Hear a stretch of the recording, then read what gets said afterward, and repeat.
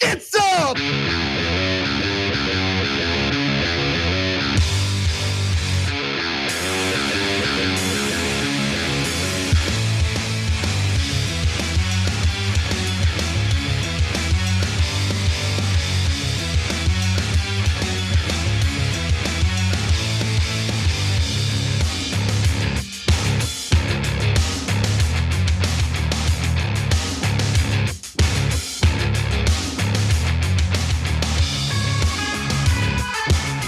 All right, welcome to the Young Turks. Cenk, Uygur, and Kasparian with you guys. We've got a lovely day ahead for you.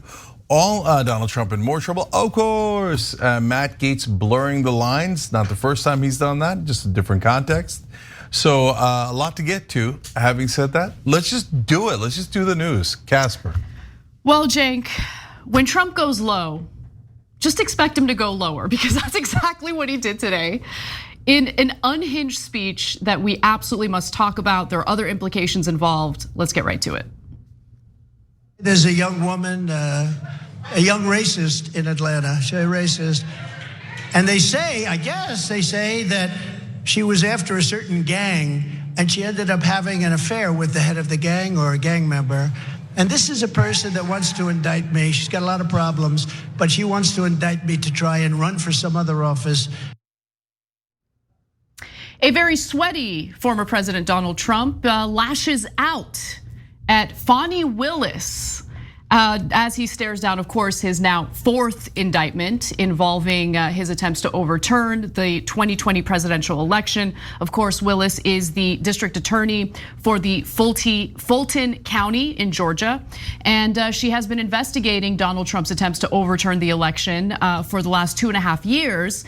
And it appears that the fourth indictment coming from her office is likely going to happen very soon. She had announced about a month ago that she was expecting to announce charges in this case as soon as September. Now, we have some more details for you, including more video, but really what this centers on, and the reason why Donald Trump is lashing out there, is because he's expecting to be indicted for the fourth time, and he very clearly doesn't like it. So look, before we get to some of the other clips, some background into this case. As you know, Trump has been indicted on a federal level by special counsel Jack Smith, and over the last 2.5 years, Fani Willis has been investigating the same incident, but mostly focusing on his actions in her state. Now, fortunately for her, there's a pretty open and shut, it's not an open and shut case per se, but there is some pretty damning evidence against Donald Trump in this case, especially in regard to how he communicated to election officials in the state of Georgia. Just a quick reminder of that. The ballots are corrupt, and you're gonna find that they are, and which is totally illegal. It's more illegal for you than it is for them, because you know what they did and you're not reporting it. That's a criminal offense. All I want to do is this. I just want to find 11,780 votes, which is one more than we have, because we won the state. Now, Trump refers to that as a perfect phone call. In fact, he says that it's a perfect phone call, much like the perfect phone call he had with Volodymyr Zelensky, the leader of Ukraine, which got him impeached, by the way, for the second time.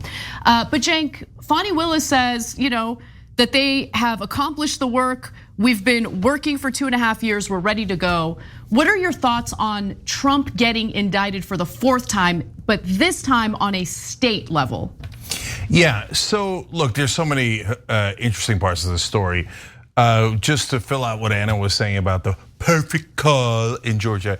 He said the other call, the Ukraine call, was also perfect, but this one is even more perfect. More perfect, got it. Okay. I'm not sure something could be more perfect, but okay, all right, we're gonna go with that one. And guys, American politics has changed so much over the last 7-8 years since Trump has entered it, that it's unrecognizable from 8 years ago. So 8 years ago, if somebody had said that a black prosecutor was racist against white people with no justification or evidence for it, it would have been outrageous, like the biggest outrage in the country, right? And that was the tame part of his statement. Yeah, exactly. But then if he had said with no backup at all, I think she's sleeping with a gang member, But let's keep it real. That's also part of his racist attack against her. Yeah, of course, right? 1000%. Of course. Completely unfounded, no evidence whatsoever. It doesn't matter. He's trying to discredit her. He's trying to insult her. But what he's really doing, what he doesn't realize, is he's showing to the world how incredibly terrified he is. He's lashing out. This is what a scared puppy does. They lash out when they're expecting yet another indictment because of their potential criminality. So in the old days, mainstream media would have said that saying anything like that would have gotten you immediately basically expelled from either party. But as it turns out, no, Republican voters are totally okay with it. They've had 2,000 chances, and at every turn they say, yeah, nope, I like that. Give me more of that. You have no evidence and you just want to accuse a prosecutor of sleeping with gang members because of your racist assumptions? We're here for it. Here for it in spades. He's got like a 50-point lead in the Republican. Nothing moves it. And this stuff doesn't move it down, it moves it up. Democrats still can't say anything about Republicans. So like if a Democrat had said a Republican prosecutor was sleeping with gang members with no evidence at all, there'd be House hearings about it. It would be the biggest scandal. Fox News would talk about it 24/7. They would just laptop. They just repeated 2,000 times as if it was like the worst thing that ever happened. Meanwhile, Trump does it on the regular. He does it every single day. No one bats an eye. This is unreal. So I'll get to the indictment in a second, but. Yeah, I mean, look, what I thought was interesting, and he was giving that speech in New Hampshire. And usually when he says unhinged things like that, the crowd goes wild. And what stood out to me was, as he was saying those unhinged things, the crowd was pretty much silent. And I'm wondering why that is. Well, it could be that it's New Hampshire. New Hampshire is a little bit more moderate than some of the other states that he gets those big applause lines in. It could be that a lot of the Republicans now are all over television turning on him, right? So when the race started, it was very mild and tepid. And it was like, Donald Trump is great and wonderful and he shouldn't be arrested over anything. And I'm sure that he won that election, but could I politely disagree and say that I'm slightly better for reasons I can't quite clarify? And now, Chris Christie started this, but now Ron DeSantis is saying, yeah, he definitely lost the election. And people are starting to pile on. Former Lieutenant Governor of Georgia, same state, but a Republican, talking about how Donald Trump is unconscionable and humiliating to the Republican Party. He's like, I never thought the Republican Party would sink this low, that we have this obvious clown, right? This con man trying to defraud America and get rid of an election. It's just unbelievable.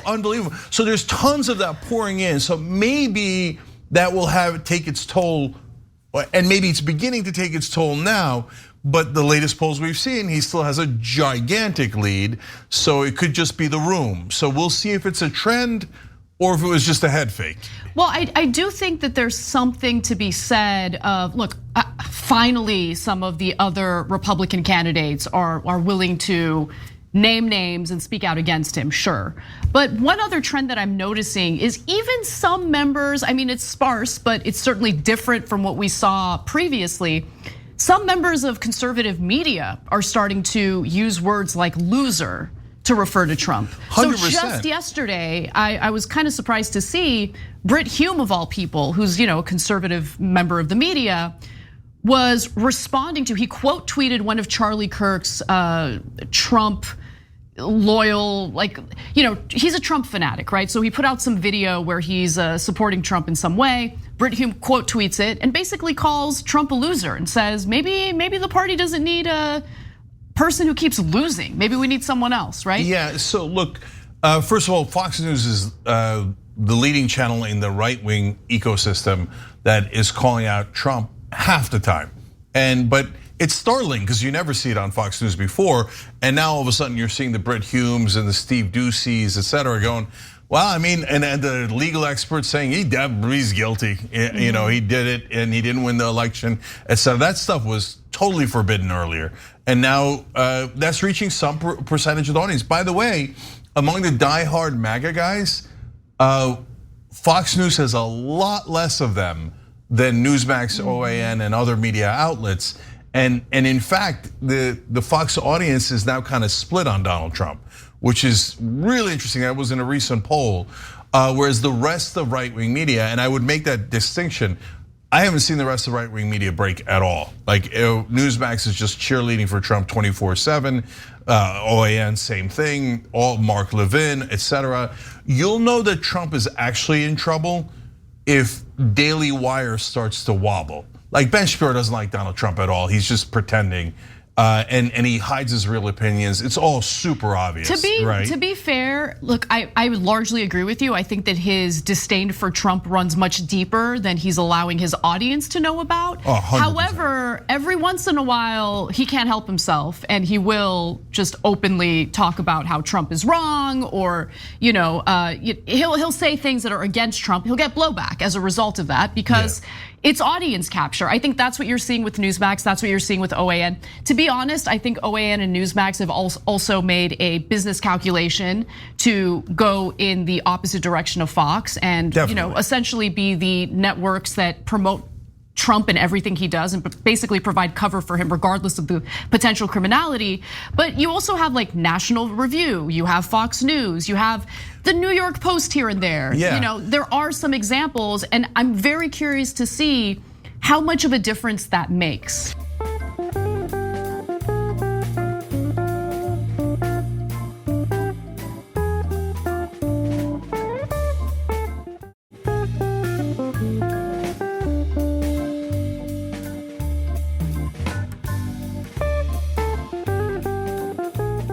Yeah, so National Review has a bunch of never-Trumpers, and they've been consistent, fairly consistent throughout. So they're kind of an outlier in that regard.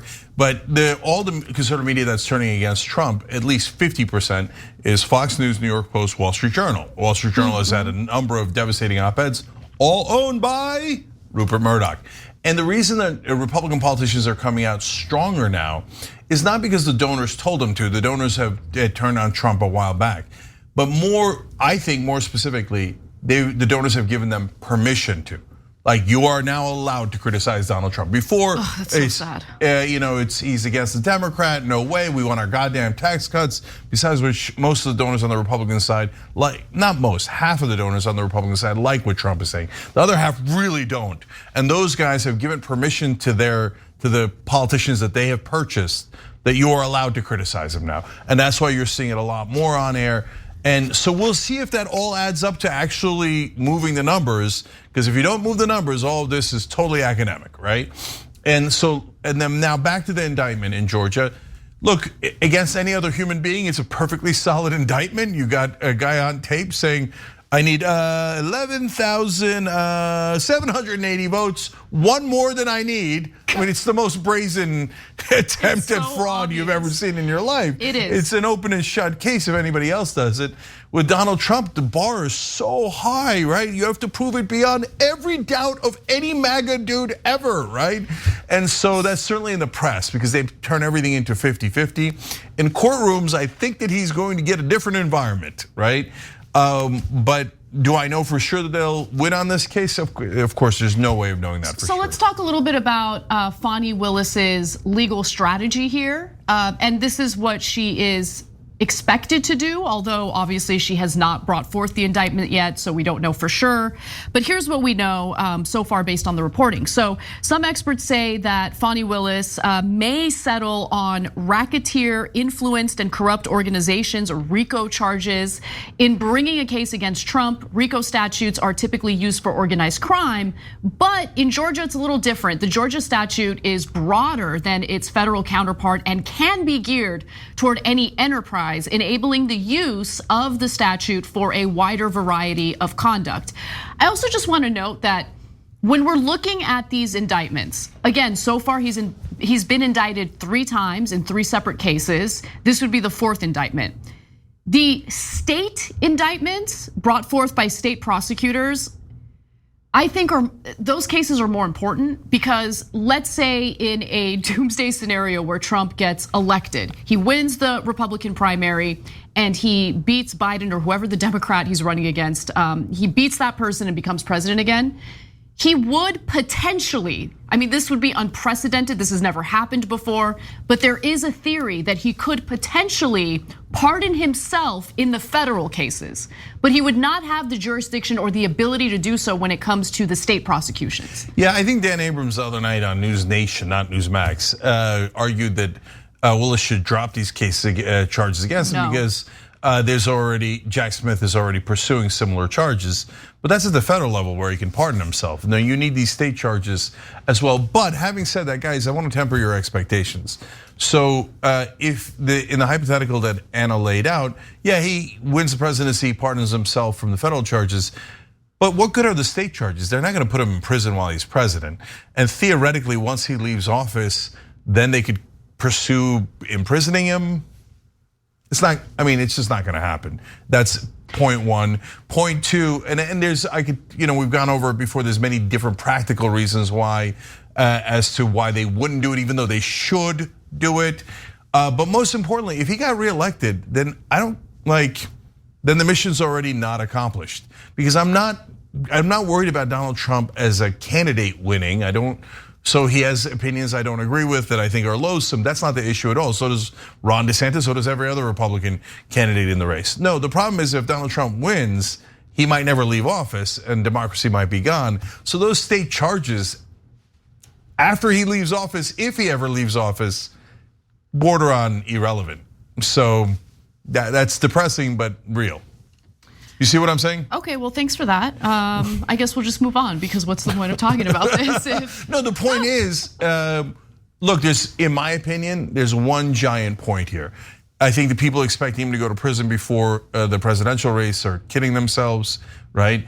The giant point is, will the country, most importantly, independents, pay attention to the trials? Will they see the overwhelming evidence against them?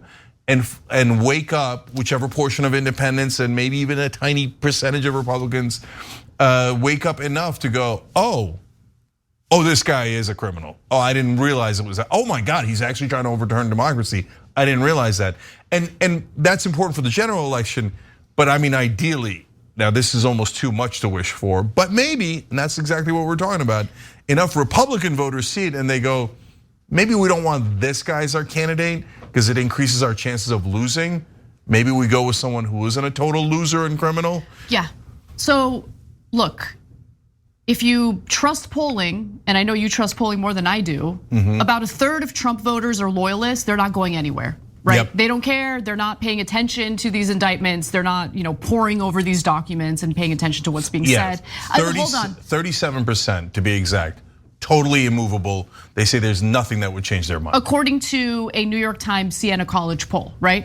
But the rest are persuadable. In fact, a significant portion of Republican voters consider themselves never Trumpers. I did a pretty extensive story on this. So these are Republicans who are already against him, right? So I don't know how this is all gonna play out. I do wanna just give you some more detail about what the legal strategy by Willis is here, because again, going back to the potential RICO strategy that she could implement here, doing so would help weave together different elements of the Trump campaign's efforts, connecting a plot carried out by numerous actors. It would also allow numerous conspirators to potentially be charged alongside the former president. I just want to note that the grand jury has also listened to more than that phone call with Secretary of State Brad Raffensperger. They've listened to 3 separate phone calls that apparently implicate Donald Trump in this case. It's also likely that one of Trump's allies will face perjury charges. Now, RICO charges would also allow prosecutors to sweep in criminal statutes in Georgia that aren't directly tied to elections, which would be used to address broader Trump campaign efforts to access, and this is important, voter machine data in Coffee County, Georgia. This story is so insane, and there's so many moving parts that I actually forgot about this. I'll explain what the Coffee County issue is in just a moment. RICO also allows Willis to sweep in conduct outside of her Fulton County jurisdiction in the broader indictment, such as the Coffee County computer probe and phone calls made by Trump and those in his orbit to election officials residing in other Georgia counties. And so for those who might have missed the Coffee County debacle, months after the election took place, 2 months, after the 2020 presidential election, a team of computer experts traveled to South Georgia to copy software and data from voting equipment in an apparent breach of a county election system. They were also greeted outside by the head of the local Republican Party, who apparently was involved in efforts by then President Donald Trump to overturn his election loss. Okay, so you have actual government officials in Georgia who were allegedly in cahoots with Donald Trump. This particular official gave these computer experts access to voting machines and the computer systems so they could download voting data in order to suss out whether there was voter fraud, which, by the way, was a breach of their election systems. And so that's part of this investigation, potentially part of this indictment as well.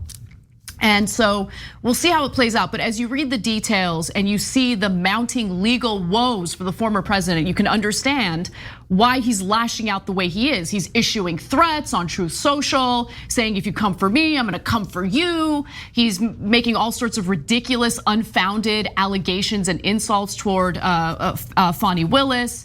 This is how he acts when he's backed up into a corner. He seems desperate, and honestly, he does seem worried. That in that video, if you watch the entirety of his speech, he looks terrified. Yeah, look, he's been terrified his whole life of going bankrupt, being a loser, and certainly going to jail, right? And so he's been scared throughout. That's why I had that crazy prediction that at some point he was just gonna pack up and go home, because he's so insecure, he's so nervous, he's so weak. But they've never had enough pushback against him. The Democrats, just in my opinion, I know he get impeached twice, but it felt like theatrics. I never thought they went after him in a really strong way. Obviously, they lost to him in 2016, nearly lost to him in 2020. So, but now these cases are very real. They're not like Democrats. This is legal. He is in actual trouble, especially if he can't win the election. Then there is a chance he could go to prison. And a coward like Donald Trump is going to be soiling himself thinking about that. Now, in our members only bonus section today, I want to share with you some of the other parts of his speech that are worth talking about. So that'll be saved for our members. You can become a member if you're not one by going to tyt.com/join. Don't miss it. He goes after Chris Christie in a pretty brutal way. And I can't wait to share those videos with you. But for now, we're gonna take a brief break. When we come back, we'll talk about a former military officer who is drawing some attention to parts of Jack Smith's indictment against Trump that he feels deserves a lot more attention. So we're gonna share that with you and more when we come back. I did everything right and they indicted me.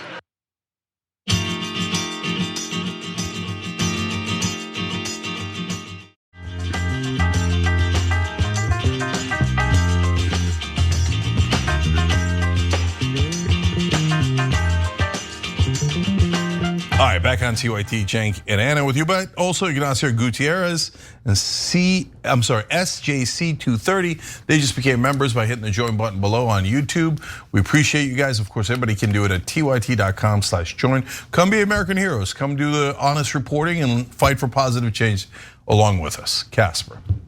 All right, well, the former senior counsel to the former HHS Secretary John Kelly has spoken out in regard to the indictment against Donald Trump in his efforts to overturn the 2020 presidential election. Now, Kevin Carroll, of course, is not a Democrat. He's not a liberal individual. Of course, he's been in the military, worked for John Kelly, hardcore Republican. But after reading the indictment, he says that his blood ran cold, especially in regard to two elements of that indictment that he wants to draw attention to. So in a piece that he wrote for the Dispatch, he explains what his concerns are, how Trump and his cronies attempted to turn or were considering turning the American military against civilians and the American people. So let me give you a few excerpts from his piece and we'll discuss. So he writes that as a veteran, my blood ran cold reading two particular passages in special counsel Jack Smith's indictment. They suggest that part of the former president and his co-conspirators' autocratic plan to remain in power despite no knowing that they lost the 2020 election, was to make the United States military choose between subservience to civilian control or refusing to undertake an anti-democratic domestic political role. He continues to write that, quote, it appears that when a deputy White House counsel warned Assistant Attorney General Jeffrey Clark that if Trump remained in office despite the absence of any evidence of outcome determinative election fraud, riots would break out in US cities, Clark responded. That's why there's an Insurrection Act. So I remember when all of this was happening, the idea that, well, of course, I mean, if Trump tries to like overturn the results of the election and go against the will of American voters, there very likely would have been riots. And the idea of using the United States military against actual civilians was very much in the bubble. It's definitely something that they were considering here. Yeah, look, there's some things that I go nuts over, and I'm always surprised that people don't pay more attention to. So when the hang Mike Pence chant, it took forever for the rest of the media to go, oh yeah, they were thinking of murdering his vice president. The minute it happened, I'm like, that's the biggest thing there. They were gonna execute his own vice president. That's amazing, right? So now people have generally caught on to that, good, right? And then the fake elector scheme, you guys have seen me say 1,000 times on the show. Why aren't they doing something about the actual coup attempt? And finally Jack Smith did. I was like, oh my God, what a relief. That's when I was like, okay, we finally have a real prosecutor, someone who knows what they're doing. And before that, like nobody was talking about it. That's why when he released the indictment, everybody was shocked. They're like, oh, it turns out there was a fake elector scheme. Of course, why don't you pay attention to the news? It drives me crazy. I mean, you're right. That's the more substantive charge here. Everyone was hyper-focused on what transpired on January 6th, which was bad. But the reason why there was so much focus on that is because optically speaking, that's gonna grab way more attention. I mean, rioting in the Capitol. Yeah, I never agree with that. I hear you. And so video is alluring, and that's what TV cares a lot about, and that's definitely why they focused on what they focused on. But doing a coup against America is kind of a big deal. That's an attention grabber. So thank God Jack Smith actually knows what the hell he's doing, because otherwise media and Democrats were barely talking about it at all. Now, this is the new part where everybody's shocked and chagrined. But you can go back and watch old Young Turks shows where I'm like, they're talking about the Insurrection Act. That's martial law. They're going to use the military. I was saying it while they were discussing it because these leaks have been around forever, they have, right? You're right. And so I'm like, guys, you have no idea how close we are to them actually doing a full-blown coup with tanks, right? And then when we found out the extent of the conversations, one of those conversations took 3 hours in the White House. Trump was leaning in their direction. You know how they talked him out of it? Every single person that was not part of the kook lawyers, including White House counsel and everyone else, said, we're gonna resign. If you say we're gonna use the military to basically do a coup, we're all gonna resign, okay? So, and by the way, and I've said this in the past too, credit to those officials, they're so massively right wing, they were still with Trump till the very end, but even they had a line. Trump didn't have the line, but they had a line. They're like, no, we're not gonna do a coup against America and roll out tanks against their own citizens. Finally, someone has noticed that it's in the indictment. It is in the indictment. Right, and so this guy was legal counsel for Homeland Security. And he's like, yeah, no, that's what the Insurrection Act means. That's what it means to do martial law. You roll out the tanks and you order the military to fire against your own citizens. And he would know, I mean, he's a former military officer. He also talks a little bit about John Eastman. So, here, what I've shared with you already had more to do with Jeffrey Clark, which again, Assistant Attorney General during the Trump administration. He definitely had some loyalists within his administration who were willing to carry out this coup. But when it came to the kooky lawyers, John Eastman is certainly one of them. And so he draws some attention to what John Eastman was up to as well. In the second, the indictment reports that when similarly warned of the risk of riots, Trump's outside counsel, John Eastman, responded that there were points in American history when violence was necessary to protect the republic.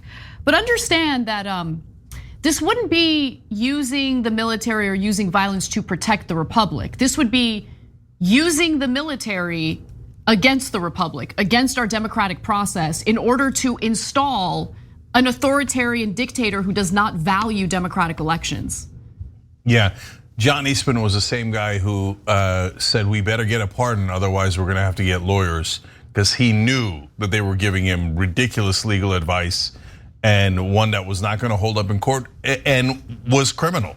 So yeah, doing a coup against America. So that's why the Republicans are like, yeah, it's just freedom of speech, man. We just planned a coup. We're just talking, right? And we were talking about rolling out the tanks and murdering American civilians that protested us stealing the election. Just talking. No, not just talking. That's planning a coup, and it's totally illegal and unacceptable. And even one of the authors, John Eastman, knew it. That's why he was desperate to get a pardon before they left office. That's right. Yep. Finally, I'm gonna go to the last graphic here. He writes that generals would be forced to choose whether to abandon an unbroken tradition of American military obedience to civilian control or turn their guns on civilians to facilitate a losing candidate remaining in the White House beyond Inauguration Day. So I'm glad that it didn't get to that point, but I do wonder what would have happened if the military generals were met with and asked to do just this, to basically carry out the will of Donald Trump against the will of the American people, right? What would they do? And I don't know the answer to it, and that's the terrifying part. No, it's we just saw this happen fairly recently, a couple of years ago in Turkey, and there was a coup attempt. They rolled out the tanks, and then the civilians came out, and in that case, it was a coup attempt against a right winger, Erdogan. And Erdogan told everybody to go in the streets, and they listened to him. His supporters did, and they climbed all over the tanks, and they killed a whole bunch of Turkish civilians. And then it got to a point where they're like, we just can't kill more civilians, so they gave up. And that's in Turkey. That's in Turkey, and that's a good case scenario. Even though the coup was against the right winger, it isn't about politics. You don't do coups, right? You don't do coups against right wingers or left wingers. You don't do coups, period. And so, but if it happened in America, I mean, here we are. Then at this point, we're a banana republic where our democracy is no longer special and might not even exist if one of these coups wins. Right. And if he doesn't get punished for this, guys, legally, if there aren't ramifications, it's going to be a giant green light to anyone else that ever wants to do this again. And then we're all in a world of trouble, because whether it's a Democrat, which seems incredibly unlikely, or any other right winger, they think, what's the downside? Trump tried to do a coup and got away with it. True. So we might as well give it a shot, because we've already lost anyway. Maybe we'll win through the coup. So it's a near guarantee that they'll do it again if he isn't prosecuted.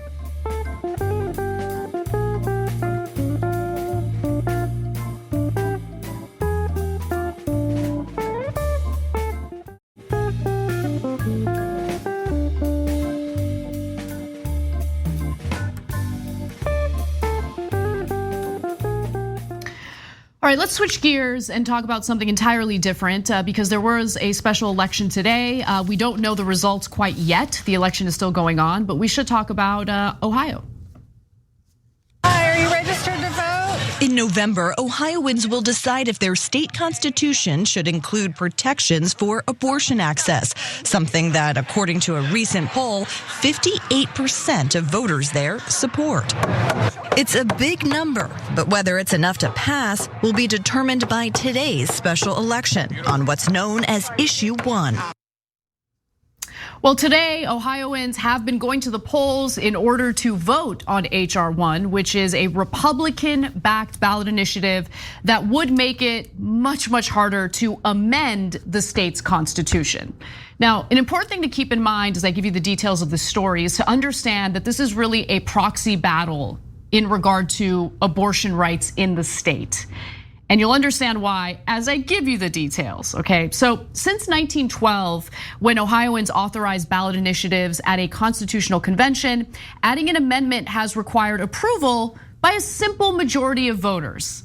The new referendum, what they're voting on today, would raise that threshold to 60%. So a good way of thinking about this is, in the Senate, there's that legislative filibuster where out of 100 senators, you would need 60 senators to vote in favor of the legislation in order for it to pass. And the reason why that legislative filibuster exists is to basically prevent the legislation we want from passing from passing, okay? So that's the whole idea behind this, to just make it more difficult to amend the state's constitution.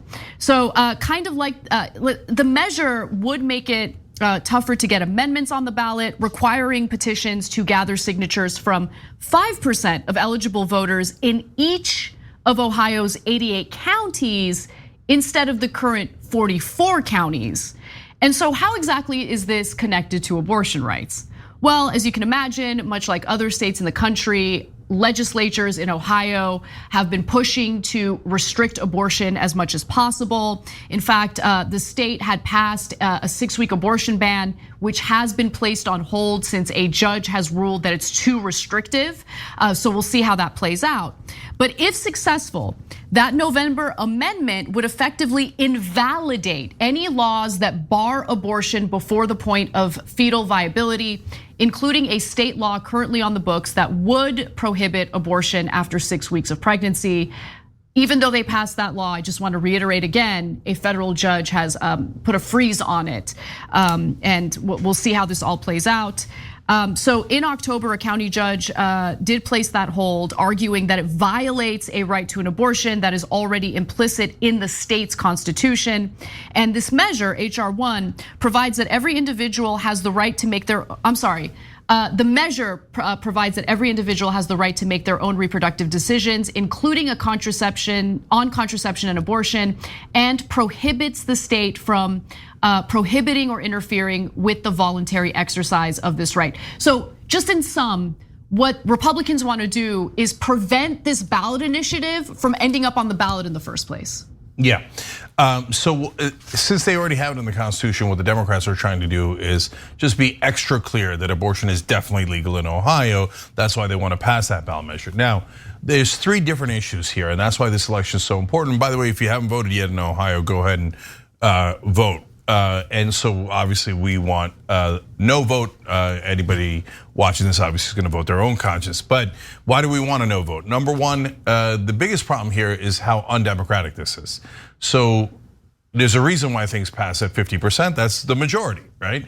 And so they are, but Republicans all over the country, not just in Ohio, are starting to turn against ballot measures, because the ballot measures are not gerrymandered. The districts are gerrymandered so they can make them artificially lean Republican, and they do in almost all these red states and often in the purple states.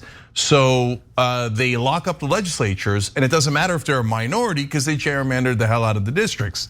But with ballot measures, you just need 50.1% to pass. That's actual democracy. So they despise that. So they're trying to end that in so many different places. And in this case, they're like, yeah, did we say democracy is 50%? No, we meant 60%. It's worked brilliantly in Washington, as Anna pointed out with the filibuster. It blocks all progress. And Republicans are like, yes, blocking all progress, especially if the masses are gonna vote for it. Remember, these are the guys pretending to be the populist party. No, they represent the elites and only the elites. And so number one is democracy. That's already over, like that's crazy. That should lose 90-10, but of course propaganda, which we'll get into in a second. But the other 2 issues are abortion, obviously, as Anna pointed out. And the third one is there's going to be a ballot measure for the minimum wage coming up in the next election, $15 minimum wage in Ohio. Right now, Ohio is at $7.25. So it is brutally low. It would obviously pass. It passes in every state. It doesn't matter how red the state is, because people want to have higher wages. And so the Chamber of Commerce is furious about it, and they want to make sure you have lower wages.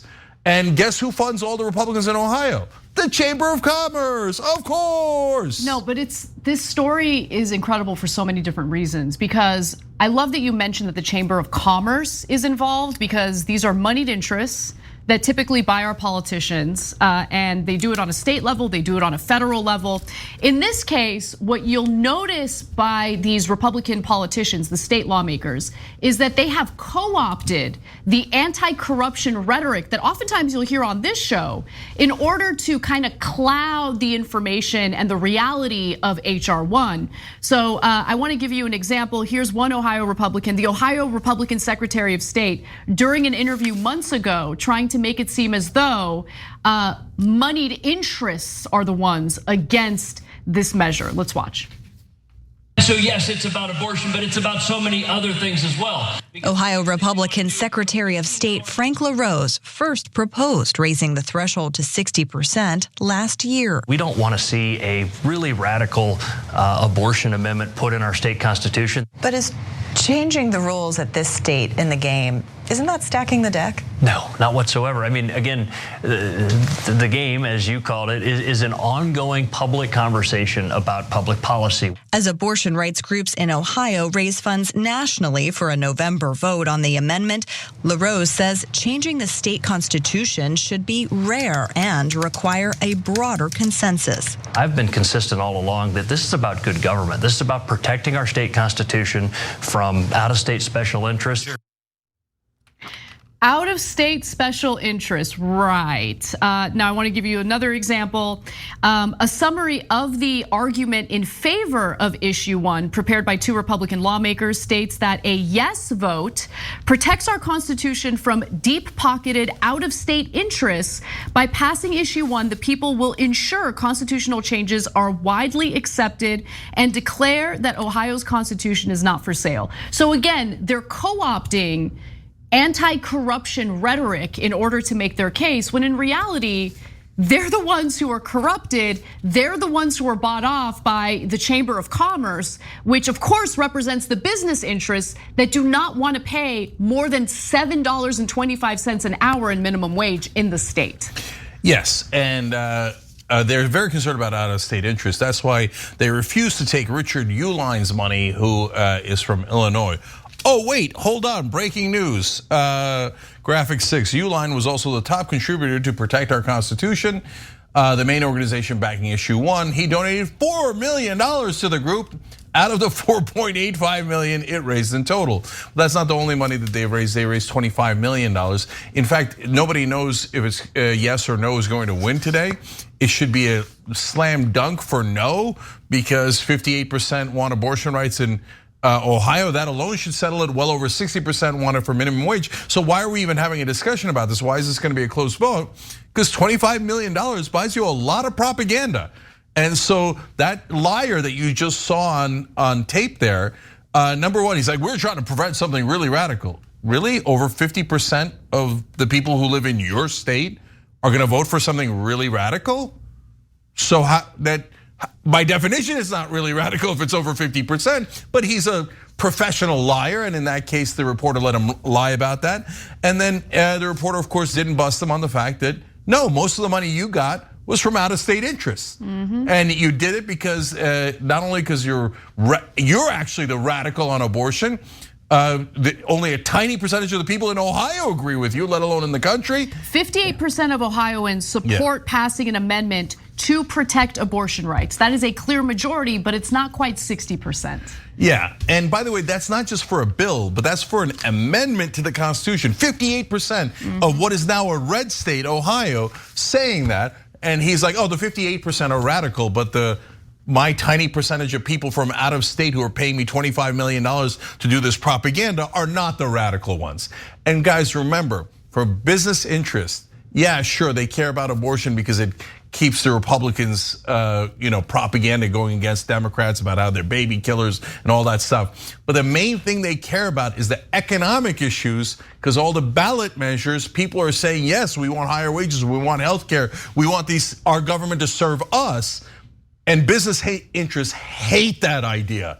They didn't buy all those Republicans and half the Democrats to have democracy work. They despise democracy, and they get crooks like that to lie 24/7 on television. That's why this vote is close. Make sure you vote today in Ohio. Vote no, in my opinion.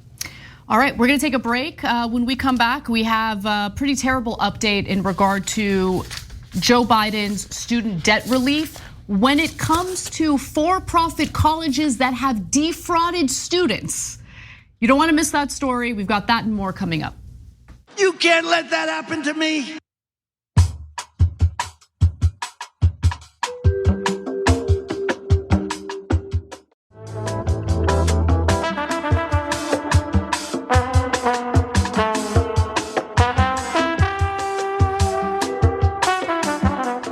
All right, back on TYT, Cenk, Anna, and Cricket Mac, who just joined by hitting the join button below. I'm gonna read a couple of Ohio comments because we just did the story.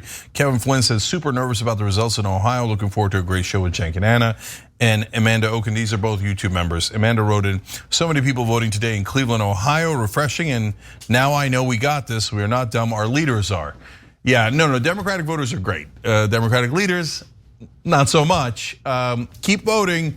I don't know that it's locked in at all. The polling didn't look great, so I'm a little worried about it. Make sure you're voting in Ohio. All right, Anna. Well, unfortunately, we have some bad news when it comes to Biden's student debt relief program. Let's get to those details. A federal appeals court has put on hold a Biden administration program that would make it easier for student borrowers who have been defrauded by for-profit colleges to have their debt canceled. Now, this is a little different from student debt relief overall because it is hyper-focused on students who have been defrauded by for-profit colleges. Now, for-profit colleges run differently from other traditional nonprofit colleges or state universities. They are run like businesses. They have a board, they have investors, and the whole point is to maximize profits. And as a result of that, they had been found guilty of engaging in fraudulent activity, misleading students and telling them inaccurate information about the programs they offered, the gainful employment they can expect, and the vast majority of the revenue that these companies would make would come in the form of federal student loans. So they would encourage these students to take out these massive loans and they would fill their pockets with taxpayer money, okay? Leaving these students with useless degrees if they finish the programs and the inability to find gainful employment afterward. So now let's get to the decision by the Federal Appeals Court. The New Orleans-based 5th US Circuit Court of Appeals issued an injunction freezing an initiative known as the Borrower Defense to Repayment while it hears a lawsuit by several Texas-based for-profit schools challenging the government's ability to offer the program. Now, unfortunately, this 3-judge panel gave no reason as to why they're granting this emergency injunction, which is of course sought by this trade group, and oral arguments are expected to begin in November. Now, students applying for debt relief may have to wait longer for approval while the injunction is in place if claims are processed at all. And I do want to just go to a quick video because about 10 years ago, ABC News did this undercover investigation into for-profit colleges. The University of Phoenix was the for-profit college that they did this investigation into. And this is gonna give you a sense of the kind of lies that recruiters tell to potential students. Let's take a look. This is an undercover ABC News producer posing as a prospective student at the country's largest for-profit, mostly online college. Our degree is recognized. We follow the same accreditation as the same accrediting bodies as, say, your Columbia's, your NYU's, Notre Dame, USC, Harvard. UCLA, Harvard, right? The recruiter says with their degree and some student teaching, he'll be set. Clearly, I can go to University of Phoenix, do my bachelor's degree, and 100% for sure, I can go back to either Texas or New York, and I can sit for those exams. Right. And once I finish those exams, then you can become a teacher. I can teach. Yes, that is true. But it's not true. That degree alone won't allow him to teach public school in many states. There was a lot more evidence uncovered in that excellent investigative report. We'll have another video to show you in just a minute. But Cenk, what are your thoughts on this circuit court's decision? So the 5th Circuit is the most conservative circuit in America. So it's not surprising. A lot of the anti-Biden challenges come through the 5th Circuit. So we don't know which way they're gonna go. Ultimately, this is just them freezing it for now. But it's not good news that it's in the 5th Circuit, and they almost always rule for business interests. And here, the businesses want to make money. They already robbed the kids, and they don't want to pay it back. And so look, in this case, it's really about freezing the payments that are unnecessary. Why give more to these guys who basically defrauded them? Not basically, defrauded them. Yes. Period. Right. But for conservatives, that's a real head scratcher. Like, wait, should we or should we let these guys get robbed? And a lot of the times they say, yeah, let him get robbed. And so that's I mean, it's unbelievable. But yeah, this is not Biden's $20,000 student debt relief for everyone who has student debt. These are for people who are already defrauded. These are people who were lied to. Again, defrauded, right? They were victimized by, it's a crime. It's a crime to defraud people. And this was a big issue during the Obama administration. So I want to back up real quickly to kind of give you important information so you can juxtapose the Obama administration from the Trump administration from the Biden administration. So the issue with for-profit colleges defrauding students was a big deal during the Obama administration. And so he implemented some guidelines, some additional regulations in order to protect students. And he also implemented a program in order to help these students cancel the debt that they incurred as a result of going to these institutions, these for-profit colleges, and getting defrauded by them. Now, after that happens, the Trump administration comes in. What's one of the first things he does? He taps Betsy DeVos as the education secretary. Betsy DeVos loves for-profit colleges. In fact, one of the first things that she did as the education secretary is fill that agency with a bunch of former executives from for-profit colleges. And she just completely ignored this Obama era program that was meant to help these students discharge, get rid of, cancel these loans. Because she didn't want to help them out, right? Of course, she wanted to look out for the for-profit colleges. Now, Biden comes in and he re-implements the Obama era policies with a few minor tweaks in order to make the application process easier for the students. And luckily, a lot of students did get their debt canceled as a result of this. Let's go to graphic 5 here. The Biden administration has canceled $14.7 billion in debt for 1.1 million borrowers, a figure that includes a major settlement of claims from students who sued the Trump administration. Last month, after new rules for the program went into effect, the administration approved $130 million in claims from 7,400 student borrowers who were enrolled at a Colorado chain of for-profit colleges.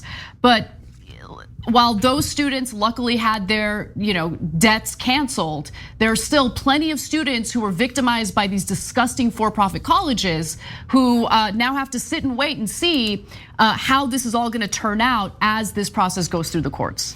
Yeah, so look, I'm very skeptical of Biden to begin with, and he has done things to alleviate 10% of the debt that exists, student debt. Oftentimes mainstream media makes it seem like 100%. No, most of his initiatives got blocked by the courts. And my speculation, and to be fair, it's just speculation, is that Biden was perfectly happy to have the courts block those. I'm not sure he's happy to have this one blocked. This one is more core to the fraud as opposed to general student debt relief. Biden never really seemed to believe in student debt relief, and he's like, oh golly gee, did the courts block it? Okay, but that's one thing. Well, his bankruptcy bill made it so students can never discharge their student loan debt, even in the case of bankruptcy. So I just want to make that point because it does reinforce what you're saying. Yeah, and so he has a history of screwing over students, to be honest. And now, having said that, Trump was, as usual, found a way to be way, way worse. So look, I get skeptical about Democrats because Betsy DeVos saying, I'd like to help the criminals in this case. So no Democrat could figure out a way to make that a giant issue. Some of you might have heard it. Such a great point. It was around the edges, but did the whole American people know that she was helping the criminals commit fraud? Can I jump in there? Look, I'm gonna be somewhat fair to Democrats, but then I'm also gonna be critical of them because they were just inundated with Trump's nonsense. There was so much. Remember, the news cycle was nonstop, filled to the brim with Trump scandals, crazy things that Trump said. And what I think the Democratic Party did in lieu of focusing on how he would financially victimize people, they instead decided to focus on what they thought would play better with the electorate, which is look at this guy saying terrible racist things. Look at you know what I mean? And yeah. I would like to believe that that was much more persuasive among the electorate, but it wasn't. I think that when people are much more persuaded by things that impact their pocketbooks. Let's keep it real. Yeah, look, there's a lot of things you could have done. Get all the students there who need that debt relief on this issue. Surround the education department and start chanting, stop the fraud, stop the fraud. And there's just 100 different ways that you could have highlighted what Betsy DeVos was doing. So look, the Democrats in this case are better than the Republicans. They actually try to stop the fraud, and then the conservative courts block them, right? So that's a fact. Now, having said that, do they try really hard when it comes to economic issues? Not really, right? But as always, we're stuck with a Hobson's choice. You either go with the criminals like Donald Trump and Betsy DeVos, who help the other criminals rob you blind, or you go with the Democrats and their half-hearted attempts to stop the Republicans. And I want to end with a specific person who was victimized by these fraudsters, a woman who wanted to be an elementary school teacher, and she was lied to. Let's take a look. We went undercover after meeting Melissa Dahlmeyer, a single mother of 3 who dreamed of leaving her factory job to teach. I want to be an elementary education teacher. It's something I've always wanted to do. I want to give back to our future, our children. She says a University of Phoenix recruiter told her an online associate's degree was her ticket, much as the recruiter told our undercover producer. So you could have a bachelor's degree in basket weaving, still be a teacher, but they just want you to go through the credential program for that state, for that. But what I want to know is, I mean, it sounds like if I get a bachelor's from here, I'm going to be okay there. They told me after 2 years I could start teaching, that they had an agreement with the Illinois State Board of Education, and that as soon as I finished their program, I'd be ready to start working. What Melissa wasn't told was that degree was essentially worthless to her. It wouldn't allow her to teach in Illinois. So imagine you take out the debt, you go through the program, you finish the program, and you find out in the very end that that degree is worthless, that everything the recruiter told you was a lie. And then when the government has a program in place to help you cancel that debt that you incurred because you were lied to, well, then another administration comes in and gives you the middle finger. And that's essentially what happened here. Remember, that video is from 2010. We're 13 years in here and nobody's gotten relief. And you watch some media and they say the Republicans are great at everything. You watch other media, they say the Democrats are great at everything. The reality is the Republicans are awful and the Democrats are suck, but don't suck as much as the Republicans. Which media is telling you that? The reality, they still don't have the relief that they should have had if we lived in a democracy. We're gonna take a break. When we come back, members of the Washington, D.C. City Council are calling for the National Guard to step in due to rising violent crimes and homicides in their district. That and more coming up, don't miss it.